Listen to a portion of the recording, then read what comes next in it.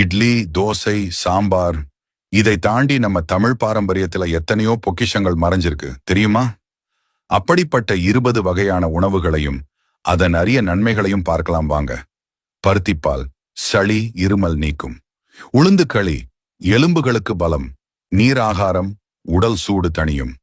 கந்தந்திப்பிலி ரசம் செரிமான சக்தி. தூதுவளை ரசம் ஆஸ்துமா சளிக்கு மருந்து. முடக்கத்தான் தோசை மூட்டு வலி தீர்க்கும். கூட்டாஞ்சோறு பல காய் சத்துக்கள். அக்கார வடிசல் உடனடி ஆற்றல். கவன் அரிசி அல்வா உயர் ஆன்டி ஆக்சிடென்ட். மணத்தக்காளி வற்றல் வாய்ப்புண் வயிற்றுப்புண் ஆறும்.